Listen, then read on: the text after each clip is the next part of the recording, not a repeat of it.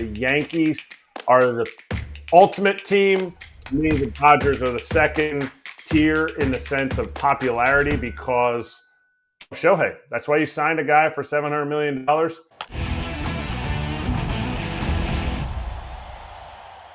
I'm going to give you one guess. I mean, Cam, we love you, but you're not on with us every day yet. But Kratz is on with me every day, okay? So I'll give him one guess. Otherwise, I'm going to save it for a few minutes. But what do you think my favorite storyline is? If you get it right, we'll talk about it right from the jump here. Otherwise, I'll get into something else first.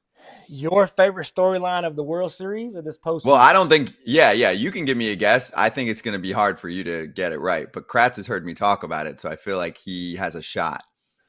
Think of a pitcher. Think of a pitcher that was almost a Yankee. Flaherty? Jack Flaherty. All right, let's start with it. So, Cam, Jack Flaherty was a Yankee. Kratz knows. Jack, I love this stuff. This is the good stuff. Jack Flaherty was a Yankee. Period. Done.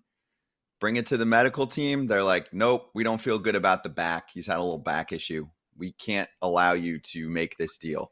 So he goes to the Dodgers, and he's been one of the saviors, right? I mean, it's not like he's a one-man wrecking machine. I know he was coming off a bad outing, a clunker against the Mets, but he's had some good ones too.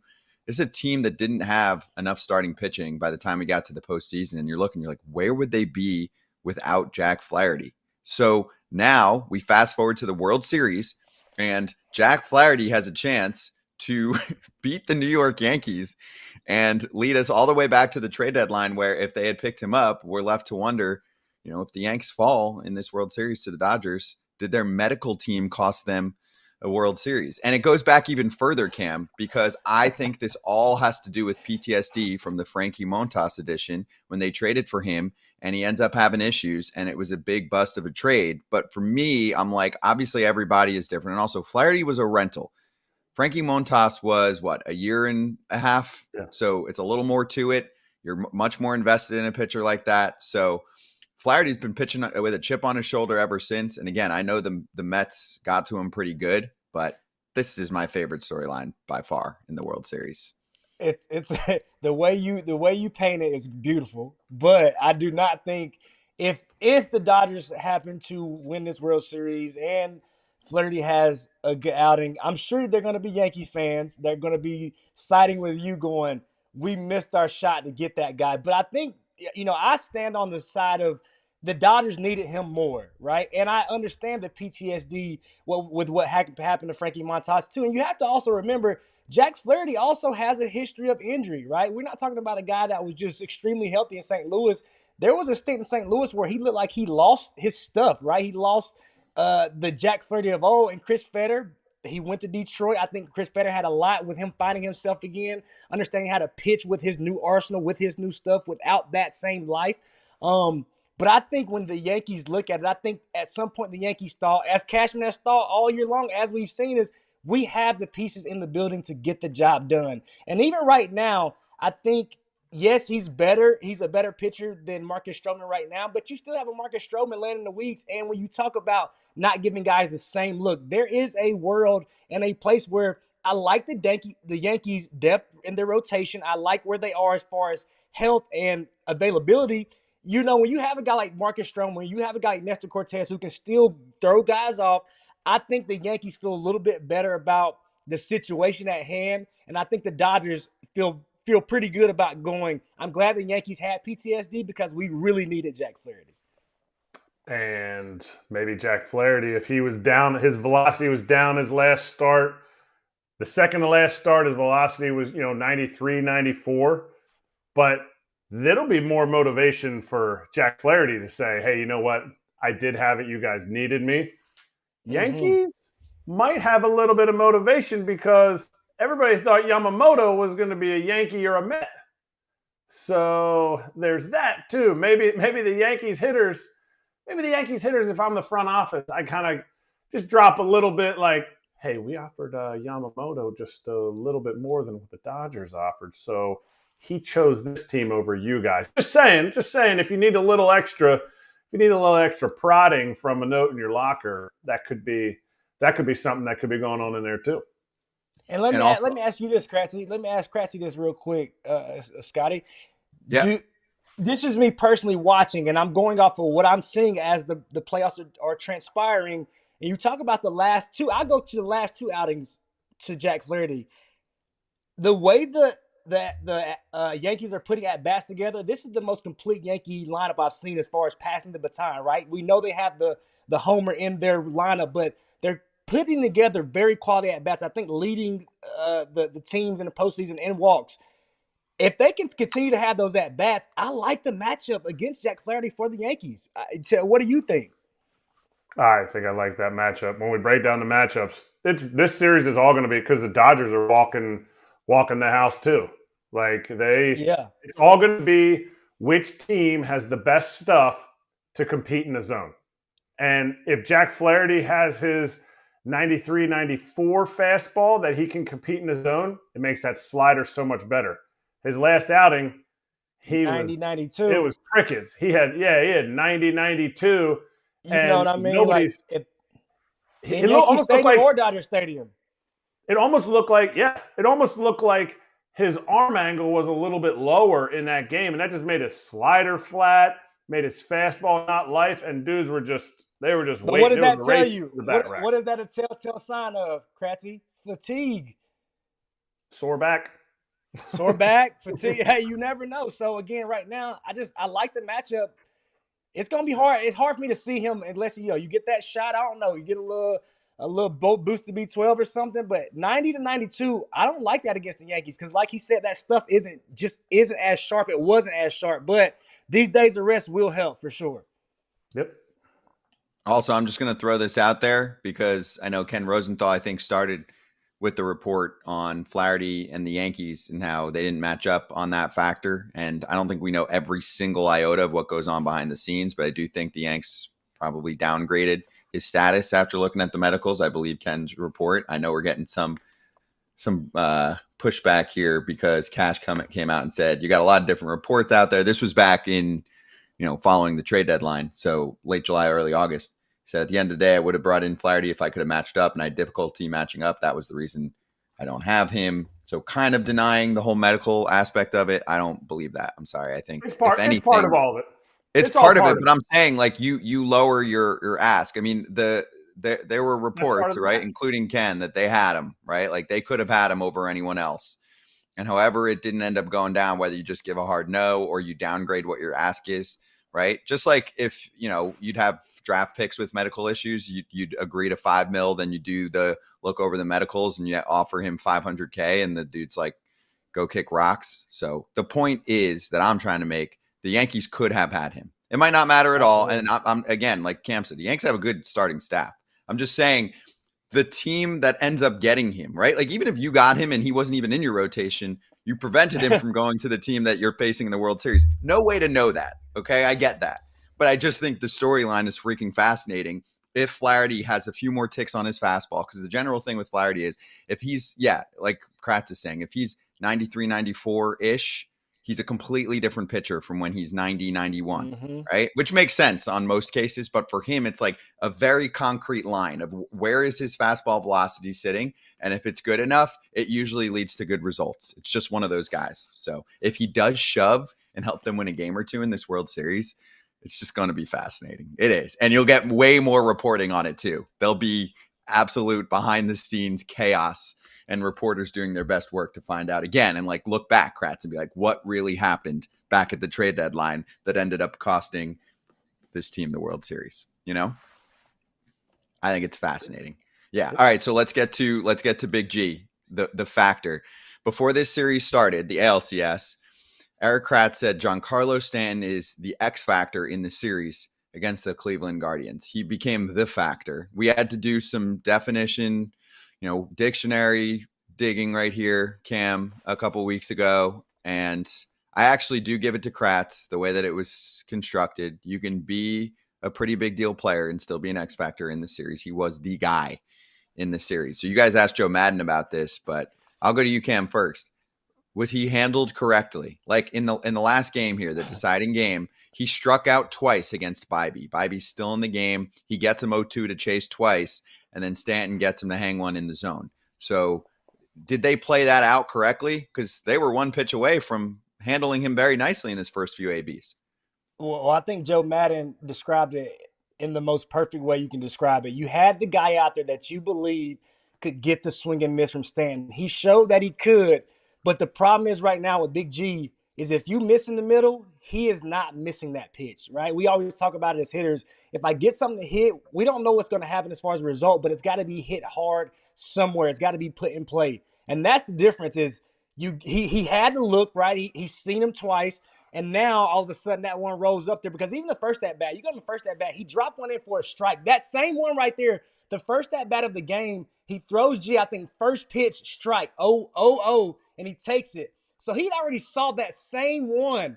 And when he got it later on, he did not miss it. So I think that's the thing. Clearly, Bobby wasn't trying to miss that spot, wasn't trying to throw it there. But when you have a guy as locked in as Big G right now, listen, I think you have to be on like, I am bouncing this no matter what. I cannot let him get a good swing off his A swing. So for me, think you can look at it a few different ways. Me, I would have been better off walking him, bouncing it, seeing if I can get that Stanton chase. But, I think Joe Madden said it the best way possible. They thought they had the right guy on the bump. And sometimes these guys make mistakes, and these guys get paid a lot of money to hit mistakes. Obviously, you know your pitcher. Obviously, you know the hitter. You saw how far out Bo Naylor was sitting. That's where he wanted the pitch. The reason they struck him out before was because they were expanding the strike zone. They were going way up and in, way down and away. One thing I know about G, and it's ironic that he hit it in Cleveland, because it was the first time I ever saw him do it. We were in the COVID season in 2020, and in the cage down in Cleveland, in the storage shed that is their cage. And it's a small cage, mostly just flips, maybe a little BP. G is down there hitting in the cage. And what he'd do is he'd say, we had the machine up, and he goes, hey, who's pitching right now? Oh, Karinchak, he's going to throw me that late life 99 heater. Oh, Bieber, oh, he's going to throw me, that curveball. He was tipping the pitches on his curveball, So he'll put that in the machine, and he'll just hit it over and over and over and over and over again. If he's facing Class A, they're putting a cutter on that machine, and he's moving about 30 feet away from that machine, and he's making it the most difficult view of that exact pitch until he can actually hit it, and then he goes back into the dugout. So based on the fact that it was his third at-bat, he had probably taken 100 of those curveballs right down the middle, so he was ready for that pitch as soon as he let it go, and it was right down the middle. G wasn't going to miss it because he was that guy this series. He was him. This episode is brought to you by Manscaped, the global leader in men's lifestyle and grooming. If you're looking for that fresh barbershop shave at home, introducing Manscaped's newest innovation, the Chairman Pro Electric Foil Shaver. Head over to manscaped.com and join the over 11 million men worldwide who trust Manscaped by using code FOUL20 for 20% off plus free shipping. I've had so many bad razors in my past, and you only get one face. Make it count with the latest tech in face electric shavers. I'm talking Flex Adjust technology, which makes sure the blades and pivoting head adapt to the unique contours of your face and neck to hit all the angles. There's a travel lock so you don't hear buzzing in your bag from an accidental on-button situation. And the Chairman Pro also features an LED spotlight to help you see every detail. Get the Chairman Pro today and experience a shave that is smooth as a baby's butt. Get 20% off plus free shipping with the code FOUL20 at manscaped.com. That's 20% off plus free shipping with the code FOUL20 at manscaped.com. Here we are. It's the top seed from both sides. It is two of the top most popular franchises in our sport, if not the top two. I think you can make a pretty good case right now. The Yankees brand along with the Dodgers brand, which is very international. You've got the top two markets, and you've got some complainers, Cam, although it's not like we have this every year. This isn't like the NBA where we have certain super teams, and I know they've got more parity right now, but in the past 20, 25 years, you often have one team with either LeBron or the Warriors, whatever, and they're just in every year. We never get that. So I'm like, no. From someone who truly is a neutral fan in our sport, when we get Dodgers, Yankees, let's enjoy this. Absolutely. I was a guy, people ask, who did I want to see? And I said, for New Yorkers, of course, the Subway Series would have been cool, but for baseball, I think you want to see the two best teams when you talk about the offseason, storylines that we saw in LA, Shohei Ohtani, all the moves they make to bring in Glass now, to bring in Teoscar Hernandez, to really bolster this team, to really add depth. But then they get hit with injuries, and then the Yankees come out hot. Aaron Judge also starts out slow. Then he gets going. I think the storyline when you talk about the two most storied franchises, the two franchises that I think coming into the season, both of these franchises thought, hey, our teams are going to be in the World Series. So now here they are meeting. It's been 43 years since this matchup, since the Dodgers-Yankees matchup. So I think this is cool. The history been on the Yankees side, so I'm sure the Yankees fans are going to be feeling really confident about that, even though it has nothing to do with this season.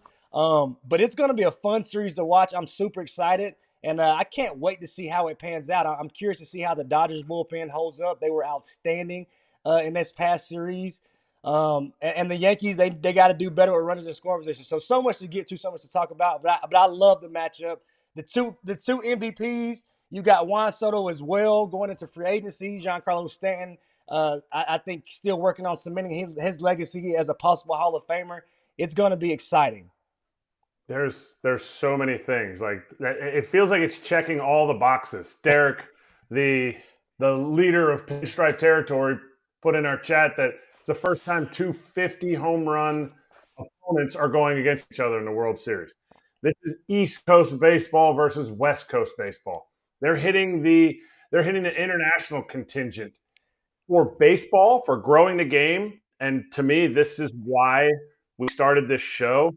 There is no better World Series here. Yeah, only half my pick is in the World Series, but this is so good for the game. A regional game that's watched by the world. The world doesn't watch the NFL. The world is starting to watch the NBA over the last 15, 20 years. But baseball is an international game, and we hit all those aspects. Japan is not going to be watching the Phillies play against the Yankees as much as they're going to be watching the Dodgers play against the Yankees. The Yankees are the ultimate team. To me, the Dodgers are the second tier in the sense of popularity because of Shohei. That's why you signed a guy for $700 million. And right now, first year into the World Series, after you sign him, they're already getting their money back. This is $1 billion contract. Easy. I got to mention this because I'm definitely going to bring it up to Joe Madden, former World Series winning manager. Kratz, how often was the theme of the bye, I call it bye week because it just flows better, brought up over the past year? When you come off the World Series we just had with wildcard teams last year in the Rangers and Diamondbacks with upsets left and right. And then this year, 3 out of the 4 bye teams made it to the next round, and we have the 2 top seeds on each side. So should everyone just zip it now and we're good with the current playoff format because you can just be really good, get a few days off, and still beat the crap out of the next team? Yeah, if you're really good, like if you take some ownership in it and you're like, you know what, we can take care of this. I guess the teams that lose are looking for an excuse, and it was convenient that the numbers were working in their favor. Every team wants days off. So are we gonna automatic? Do we got to cash the under already here on Monday for the Friday game because everybody's got Monday, Tuesday, Wednesday, Thursday off? So it seems like a bye week for everybody. So you're sitting there going, oh well, both teams are not going to be fresh or not going to be have their timing. So yeah, save that. But it was brought up once a week when some superstar didn't play. The load management. Well, it doesn't even matter because, they're going to make the playoffs anyway. And, maybe they don't want the bye week. Save it. You always want the bye week. I'll argue that till I'm blue in the face. Yeah, I couldn't agree with you more, Kratz. You can't tell me when you look at both of these rosters who have been somewhat banged up, especially the Dodgers, you can't tell me that they didn't need those days off, and then when you look at both of these teams as they sat back and watched who they were going to play, what I saw was 2 teams throwing everything out that they had. Bullpen usage. I mean, stressful innings, stressful games, stressful pitches. While teams were sitting back going, okay, we see what we're we're up against. Now we can set our matchups against, who they're going to throw out there, who we're going to face. So I'm with Kratzy. I think you always want those days off, especially when you have veteran teams, you have veteran players, you have teams that have been banged up throughout the year. So I think it couldn't have worked out better for these teams. And it showed up in the playoffs. They were fresh. They needed those days. Those arms needed those extra days. And it benefited them tremendously. And now they are where they are. And I think that by those meaningful games during the season showed up big. Hey, Cam, what did you think of the way that the Dodgers have navigated through the postseason so far? And I thought it was a good point how there are bullpen game haters. I'm in that boat from an entertainment standpoint. I'd rather have the marquee big starting pitching matchup. But for me in this case, I don't think it was intentional. The Dodgers tried to rack up a dream starting staff.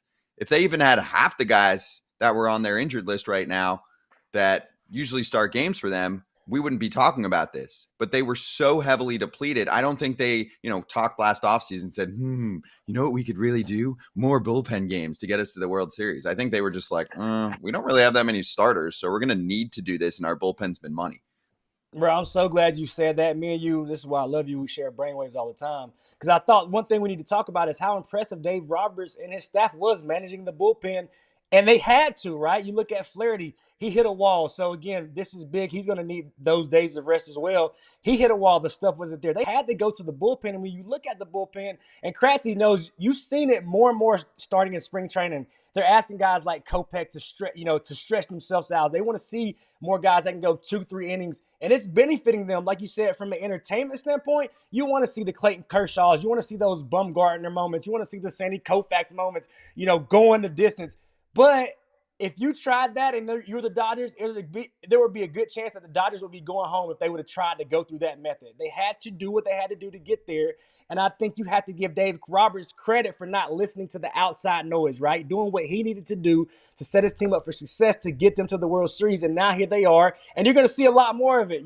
I think, when we think about the history of the past, it almost feels like a spring training games when you're watching Dave Roberts manage these games and bullpen games when they're the most meaningful games of the season. But you have to give those guys credit. Kopech, Hudson, Phillips, Brazier, Banda has been outstanding.